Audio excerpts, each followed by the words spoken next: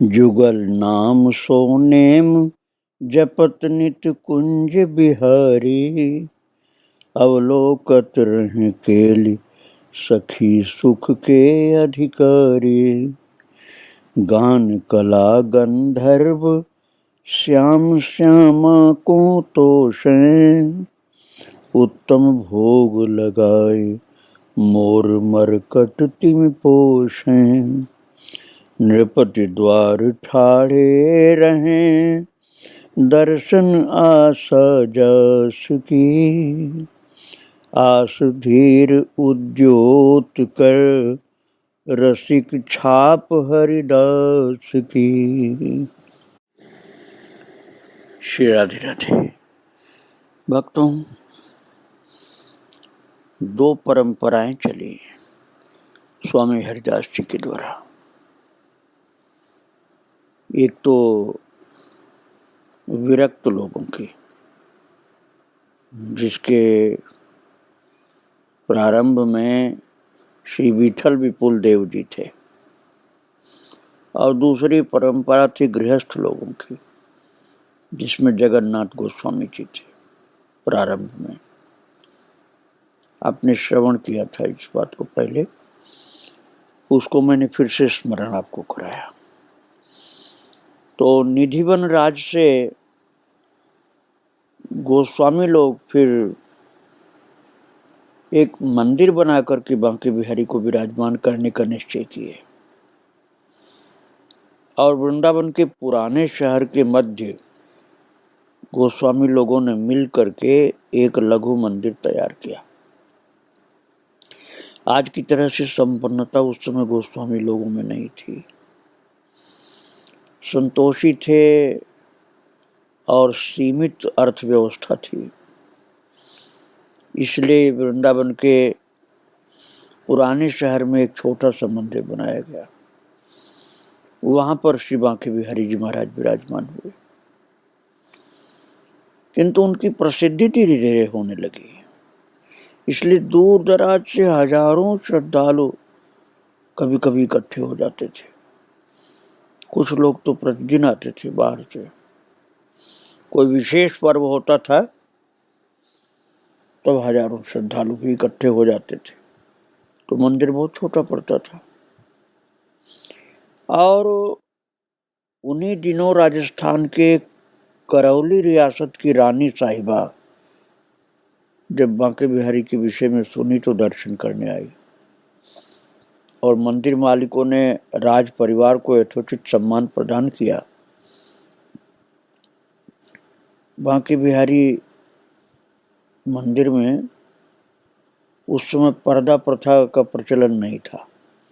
जैसे आजकल पर्दा डालते रहते हैं, बार बार पर्दा, तो नए आदमी तो सोचते हैं दर्शन बंद हो गया, लेकिन फिर खोल देते हैं।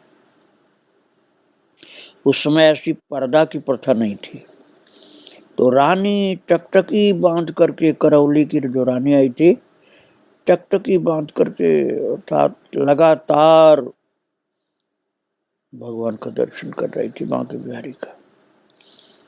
कुछ लीला ठाकुर जी ने ऐसी की, मुस्कुराए या कुछ बोले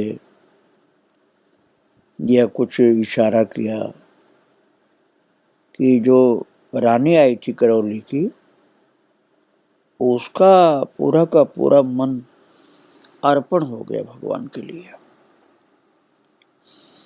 इस प्रकार से जुड़ गया कि लगता था कि अब इनके बिना मैं जिंदा नहीं रह सकती हूँ। और कई घंटों तक लगातार दर्शन करने के बाद रानी के मन में हुआ कि इनको मैं अपने साथ ले जाऊं, और अपने मन के भाव के अनुसार रानी साहिबा ने बिहारी जी को अपने संग चलने का बड़ा प्रेम पूर्ण आमंत्रण दिया कि आप मेरे साथ चलिए, मैं आपके बिना जीवित नहीं रह सकती हूँ, आपकी सेवा में करूंगी, आप यहाँ वृंदावन में मत रहिए, मेरे साथ करौली चलिए। और भगवान तो भाव के भूखे महाराज, उन्होंने तो स्वीकार कर लिया। कि ठीक है, तुम्हारा प्रेम देखकर मैं चलूंगा। और उस समय बहुत कम सेवक लोग होते थे मंदिर में, मंदिर भी बहुत छोटा सा था, तो किसी का ध्यान उधर गया नहीं। और करौली वाली रानी के प्रेम भरे इशारे से बांके बिहारी जी सबके, उन लोगों के जो कुछ थोड़े से लोग थे, उनके सम्मुख देखते देखते सिंहासन से उठ गए और मंदिर से बाहर खड़े राज्य के रथ में रानी के साथ बैठकर चल दिए। और लोग तो इसको तमाशा समझ रहे थे, लीला समझ रहे थे, इसलिए कोई बोल नहीं रहा था।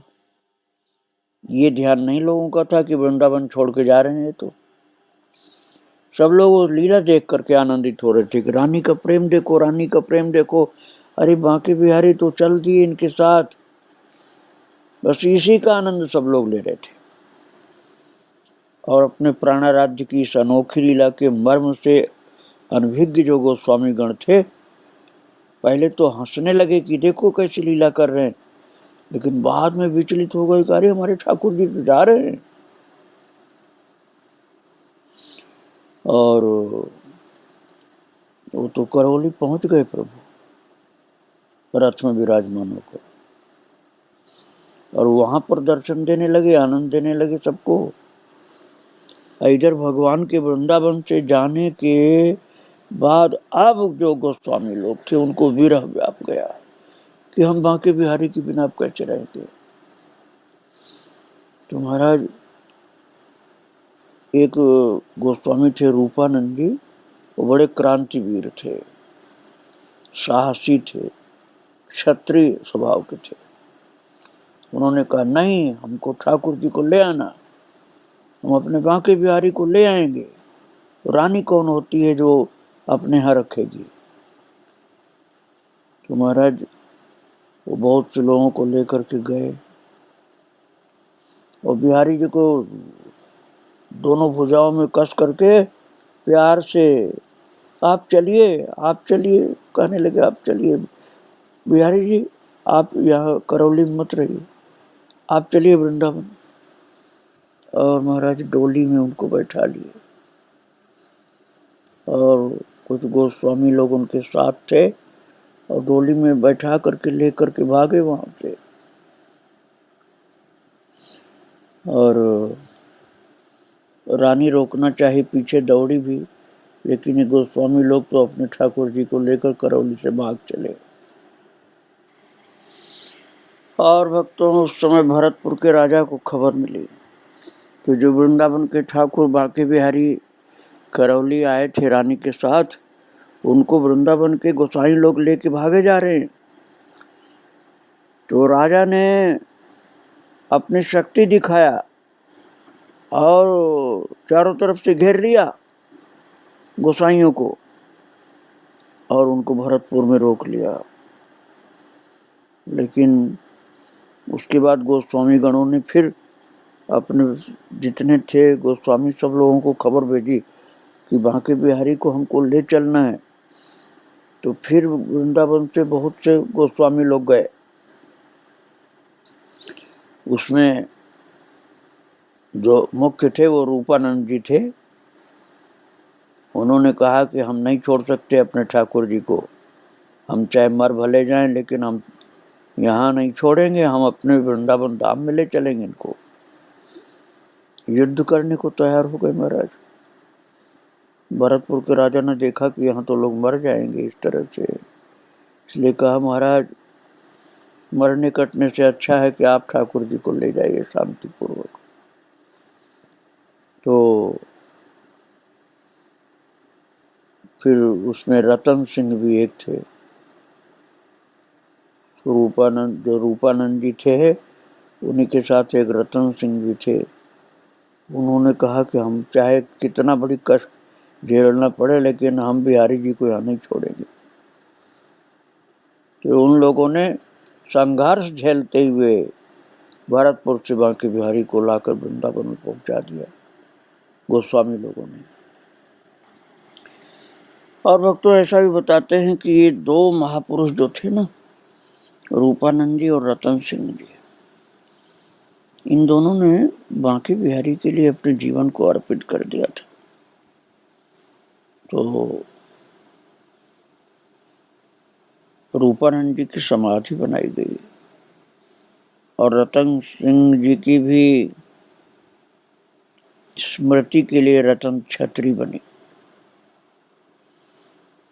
रतन छतरी रूप में उनकी स्मृति विराजमान है। ये दोनों ही महान भक्त रूपानंद जी और रतन सिंह जी भरतपुर से गोस्वामियों के साथ लेकर के बांके बिहारी को श्री वृंदावन धाम आए थे और इन्हीं लोगों की मुख्यता थी उस पराक्रम में। इसलिए दोनों लोगों की स्मृति चिन्ह रतन छतरी और रूपानंद जी की समाधि विराजमान है श्री वृंदावन धाम में। बस उसके बाद ये सबने निश्चय कर लिया कि अब बांके बिहारी को इस तरह से, जैसे रानी करौली वाली एक ट्रक देख करके अपने पक्ष में ले लिया था और ठाकुर जी चल दिए यहाँ से और वहाँ करौली पहुँच गए। फिर भरतपुर में रुकना उन लोगों ने चाहा, वो किसी तरह से यहाँ लाए गए थे। तो ये नियम बना दिया गया कि लगातार कोई देखने न पाए, बार बार पर्दा उनके सामने डालते रहो। तो वो नियम आज भी चल रहा है भक्तों, लगातार दर्शन नहीं मिलता है। और अब तो और प्रसिद्धि हो गई, ये जो करौली भी घुमाए, भरतपुर भी घुमाए प्रभु। तो जो वृंदावन के पुराने शहर के लघु मंदिर में विराजमान थे और महाराज वहाँ 70 वर्ष तक ठाकुर जी रहे, उस छोटे मंदिर में 70 वर्ष तक रहे। धीरे धीरे प्रसिद्धि बढ़ती गई। तो औरंगजेब के ज़माने में बहुत से मंदिरों को क्षतिग्रस्त भी किया गया था औरंगजेब के द्वारा। तो सब लोगों ने मिल करके सोचा कि एक विशाल मंदिर बनाया जाए, मजबूत विशाल मंदिर, और बांके बिहारी वहाँ विराजमान हो, क्योंकि इनकी प्रसिद्धि होती जा रही है, दर्शक लोग बहुत आएंगे, इसलिए विशाल मंदिर ही बनाना चाहिए। तो भक्तों, जो वर्तमान में बांके बिहारी जी का मंदिर है ना, उस जमाने का विशालतम मंदिर माना जाता था उत्तर भारत का। और करौली और भरतपुर के जो राजा रानी लोग थे, इनको तो वही बात याद आती थी कि बांके बिहारी हमारे यहाँ रहें। तो इन्होंने कहा कि हम मंदिर बना देंगे। तो गोस्वामी समाज ने कहा कि मंदिर तो हमारा रहेगा, आप लोग सहायता करिए बस। तो दोनों सरकार, अर्थात करौली की सरकार और भरतपुर की सरकार, दोनों ही तैयार हो गए गोस्वामी लोगों का सहयोग करने के लिए। और करौली राज्य का लाल पत्थर, भरतपुर की ईंटें, चूना, ये सब वृंदावन में आना शुरू हुआ। और निर्माण सामग्री इस प्रकार जब एकत्रित हो गई, अधिकार गोस्वामियों को ही दिया गया कि महाराज आपका मंदिर है, आपके बांके बिहारी हैं, आप बनाइए, सारी चीज़ें हम लोग देंगे। तो करौली और भरतपुर के राजा सब वस्तुएं देते थे और पैसा भी देते थे और निर्माण कार्य करवाते थे गोस्वामी लोग। उस समय बहुत अच्छी नक्काशी जो समझी जाती थी, उसके अनुसार से मंदिर तैयार हुआ था भक्तों। और इस कार्य को मूर्त स्वरूप देने में संपूर्ण समाज की कसौटी पर खरे उतरे गोस्वामी श्री अलबेली लाल जी। उनकी वास्तुकला जो थी उसको सबने स्वीकार किया। और जो वर्तमान मंदिर है ये उन्होंने तैयार किया, सुंदर झांकी और छज्जा, जो भी कुछ अच्छा से अच्छा बन सकता था सब बना करके तैयार किया गया। शिखर और बुर्जी, चौक, जगमोहन, गर्भगृह, परिक्रमा, रसोई घर, भंडार, चौखंडी, चबूतरा, ये सब कला के साथ तैयारे गए, बहुत अच्छे ढंग से तैयार किया गया।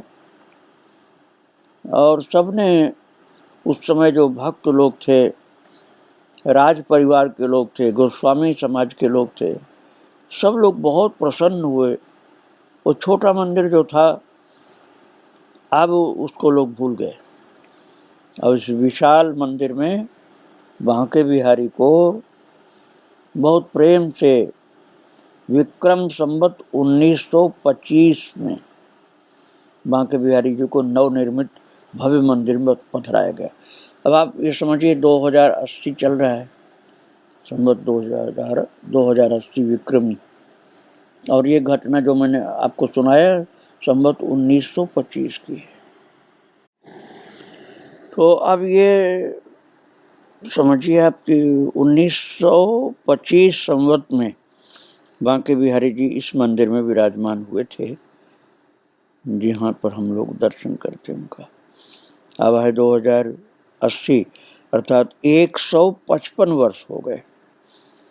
155 वर्ष पहले बांके बिहारी जी इस मंदिर में विराजमान हुए थे और सबको बड़ा हर्ष हुआ, बड़ा उत्सव मनाया गया। रसिक जनों को भी बहुत आनंद आया कि अब हम इस विशाल मंदिर में प्रभु का दर्शन करेंगे, सेवा करेंगे।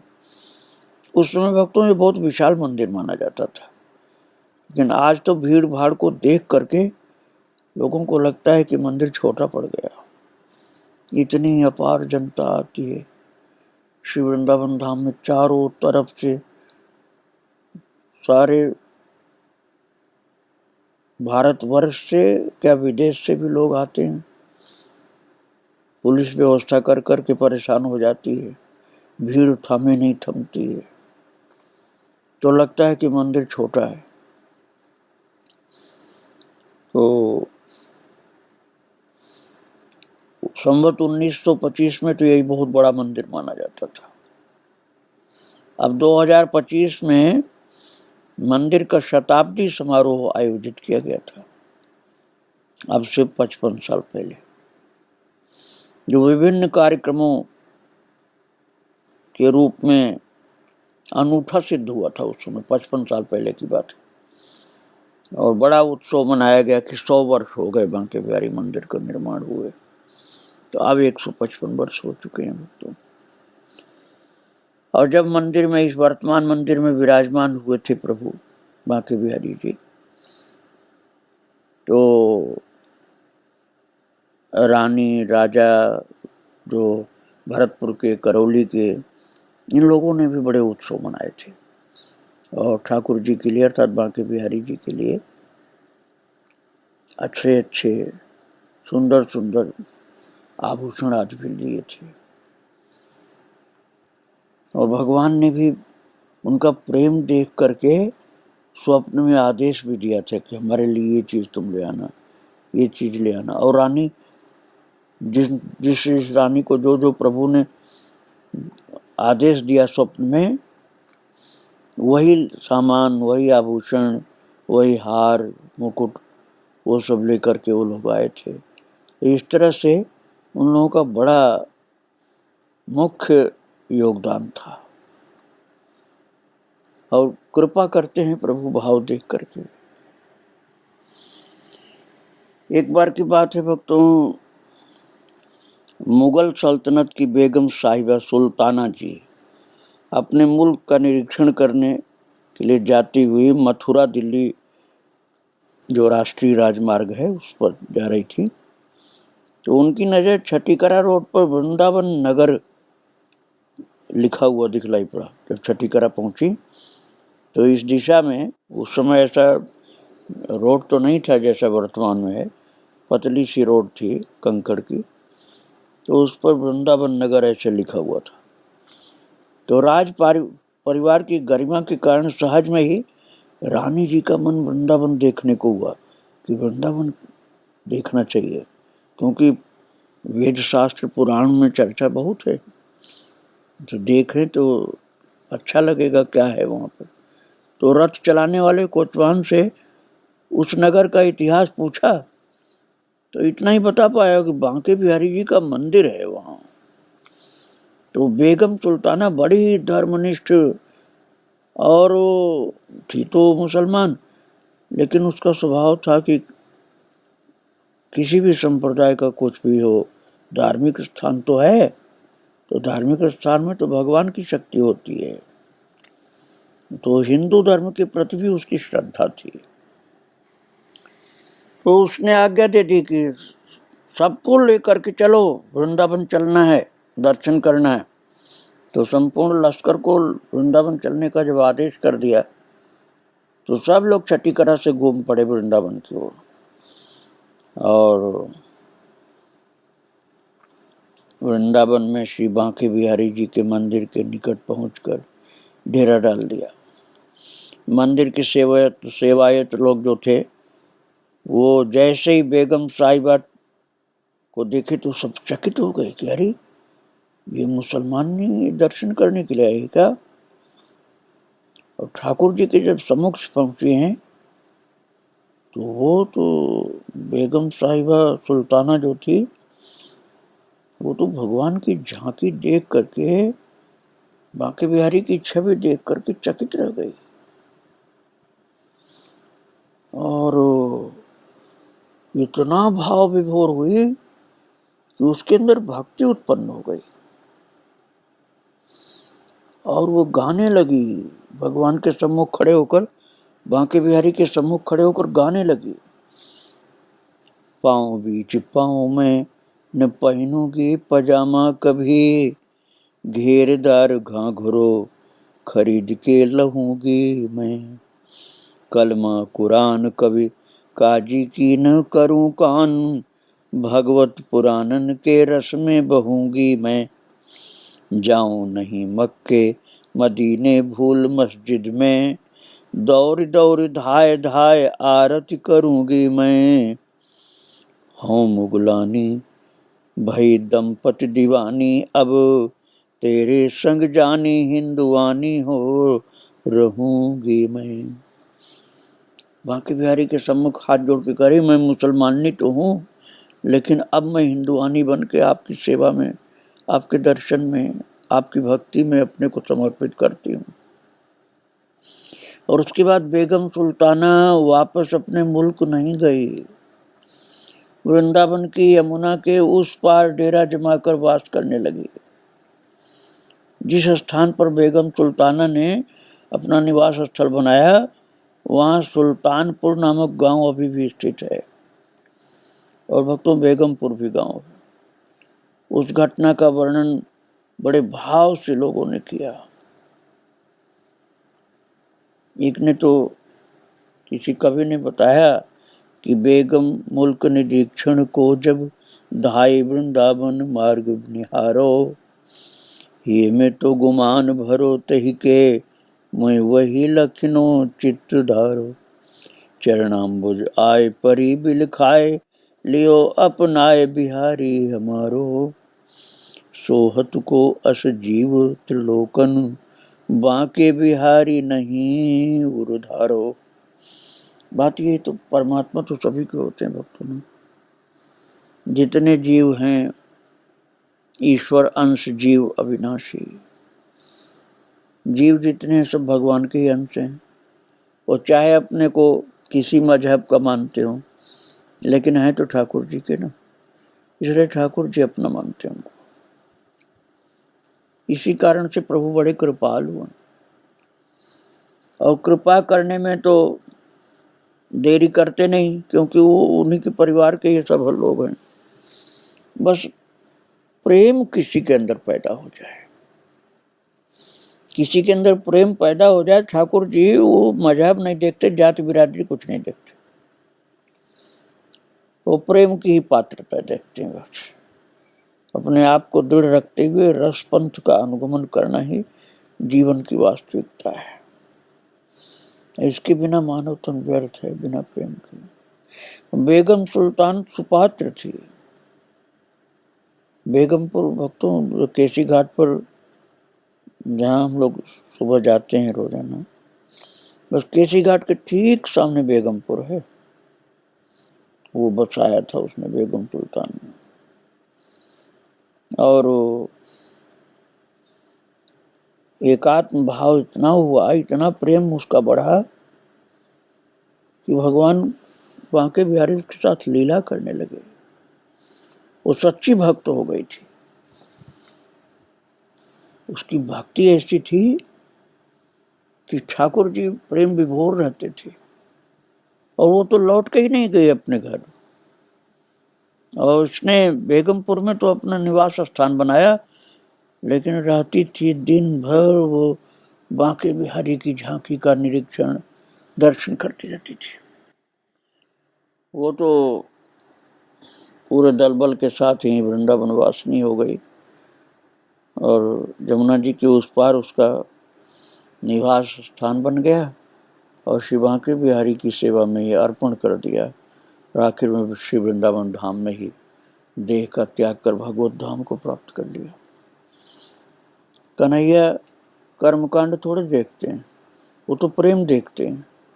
इसलिए उस मुसलमानी को भी अपनी भक्ति में लगा लिया और अपने धाम ले गए। अनंत लीलाएं हैं बांके बिहारी की, आगे आप फिर श्रवण करेंगे। आज प्रभु को प्रणाम करके यहीं विराम दे रहा हूँ। श्री राधे राधे, जय श्री राधे राधे।